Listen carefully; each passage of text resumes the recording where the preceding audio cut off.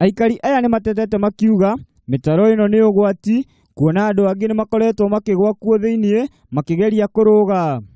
Tarĩu ciana nĩ iragwa gũkũ mitaro igĩthiĩ cukuru ugakora rĩu mutumia ũcio nĩ agĩa na ngarama ĩngĩ. Juzi tu kijana Usiema alianguka hapa.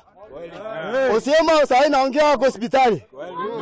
Wananchi walipiga kelele, serikali haifanyi mambo. Oho nĩ mongereire kuga rĩu amwe ao nĩ mahingĩte mawĩra mao kumana na rũkũngũ rũnene rũrĩa rũrehetwo nĩ tĩri ũrĩa wenjirwo mĩtaro-inĩ ĩno. Aikari aya makiuga nĩ maretigĩra rũkũngũ rũrũ rwahota gũcũngĩrĩria mĩrimũ.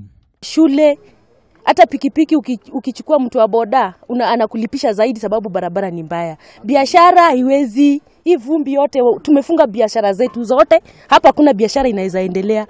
Manyumba wenye tunaishi hapa karibu na barabara. Mtoto wangu alikuwa mgonjwa. Hii vumbi inajaa pale, inaingia mpaka ndani ya nyumba. Mpaka hata maid anataka kutoroka. Leo aikari aya nĩ moretie gavana wa Kiambu kũingĩrĩra na gũtigĩrĩra mitaro ĩno nĩ yathikwo kuona yahota gũtũmĩka ta imamo cia ekinaĩ, ũndũ ũrĩa wahota kũhotomia ũgitĩri mwena ũyũ. Mũikari wa haha mũtaro ũyũ wenjetwo thutha wa nyũmba yakwa. Na niĩ ndĩna kana kanini na tũtihota nginya gũkoma, mĩrengeti nĩ yagĩire rũkũngũ. Rĩu tũngĩũria gavana wa gũkũ oke tũthikĩre mũtaro ũyũ, ona tũtikwenda ũthondekwo rĩngĩ. Handũ-inĩ ha Kameme TV nĩ Ngigĩ wa Kinyanjui.